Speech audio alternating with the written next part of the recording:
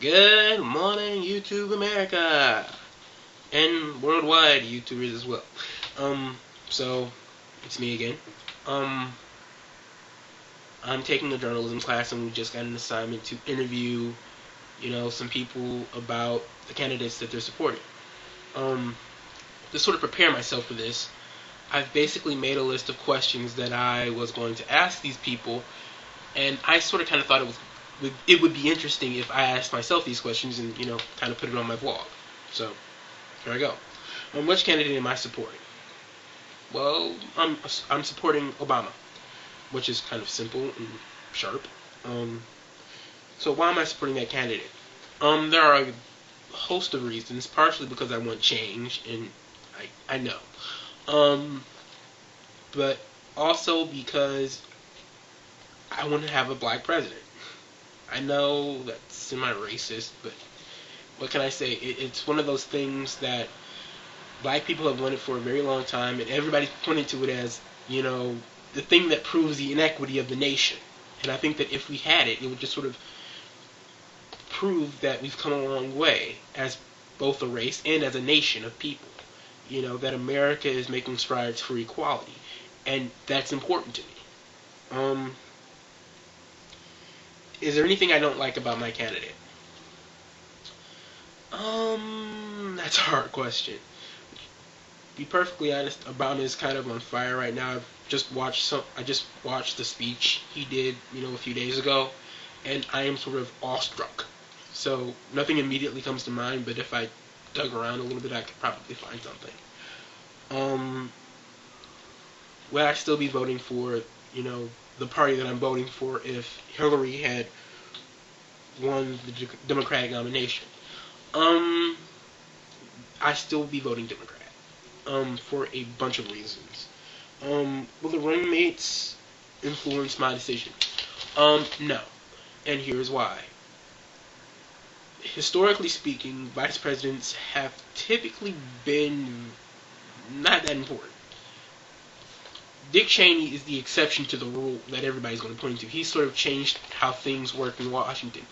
That said, Thomas Jefferson once said, and again, I would have to check myself on this quote, that, and I'm paraphrasing here, that basically vice president is sort of the most worthless office in Washington a person could hold. I mean, and I kind of agree. I mean, it's pretty much the insurance policy. You don't need one until you need one. You don't care that you have insurance. As a matter of fact, most people hate paying insurance until that one moment when shit happens and you need them. You know? And that's how I feel about a vice president. And I don't really care until shit happens to the actual president, which, if Barack gets selected, might. So there you go. I've sort of kind of covered what I think about Barack Obama being the first black president if it happens. There are a couple of issues that I care about in this election. One, I want Roe v. Wade to be protected. One of the big things that people were talking about after the last election is the idea that President Bush might put in some Supreme Court justices. Let me change that. Supreme Court judges. Why did I say justice? Some Supreme Court judges who would overturn Roe v. Wade. And I don't want that to happen. Not only because of the fact that I'm pro-choice, but Roe v. Wade is a case that not only affected law, but how society is. And I think that by overturning it, we would be sort of turning the clock back on women's rights and also on, general freedoms that we take for granted nowadays. People are, nowadays, how can I say this? There are certain, not only would, my fear is basically that not only would Roe v. Wade be overturned, but a bunch of other cases that happened in the same time period, the 60s and 70s and 50s that were important because, and if they overturned those, they could, turn the clock back, and that would be bad for a number of reasons. That is kind of a worst case scenario. It is probably a fear that is unjustified, but that is what I'm afraid of if they do something like, overturning Roe v. Wade. I mean, what's next? You know? What do I think about the Democrats? The Democrats have a very, very strong nominee this year. Traditionally, their guys have been poor public speakers. Al Gore put people to sleep. And so did John Kerry. But Barack Obama gave one of the greatest speeches in American history a few days ago.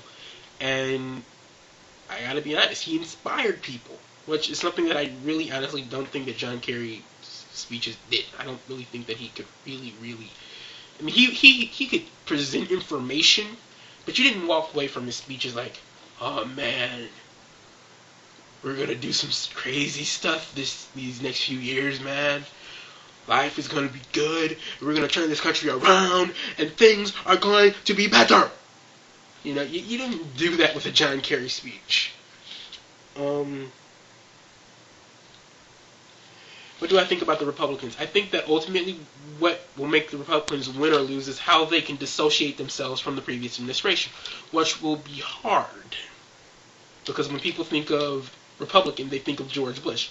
And the Democrats are really doing a great job at saying McCain is more of the same. They're saying that a vote for McCain is pretty much a vote for a third Bush administration. And people do not want that. I mean, not only do the Democrats not want that, but the Republicans don't want that. And I think that is going to have an effect upon, who wins this election. That's pretty much the biggest hurdle the Republicans have. The biggest hurdle the Republicans have is proving that John McCain is not like George Bush. Do the people around me support the same candidate? Yes, overwhelmingly. Everybody in my family is pretty much a Democrat. And if I were to say I supported John McCain, I would probably be lynched. And hung. And beaten. By my own family. With my father leading the mob.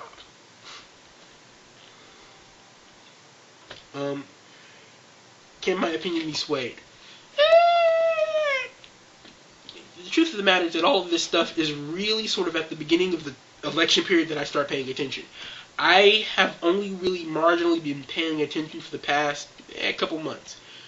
But, it's pretty much going to be September and October and early November that I really start paying attention to the election. And therefore, as these new speeches come out, as these new debates come out, as people start talking about the election more, that's really when my decision is going to be crystallized. Right now, I could probably be swayed to vote Republican. Probably not, again, because of the whole, my family would kill me thing. And I am really, really rooting for Obama for a bunch of reasons. Partially, again, because I really want change. I'm dissatisfied with the last 4 years, and Obama can be Obama looks different, and I know this is so shallow, but Obama speaks differently, he looks differently, he carries himself differently than both John McCain and George Bush. And when I look at him, I don't see George Bush anywhere in him. I look at John McCain and I can sort of see kind of the shadow of, George Bush and Dick Cheney. I don't see anything of that in Obama, and I gotta be honest. That's how it goes. There are a couple of other questions, but I am seriously worried that I am going to go over the 10-minute time limit of YouTube, which is stupid.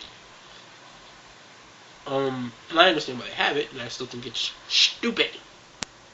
YouTube, you're stupid. Not YouTubers. Love you guys. You guys are great. You guys are awesome. You guys are I love you guys. But the organization of YouTube that says that I can't have more than a 10-minute video is stupid. I hate it with a passion. So, on that note, see ya. Bye.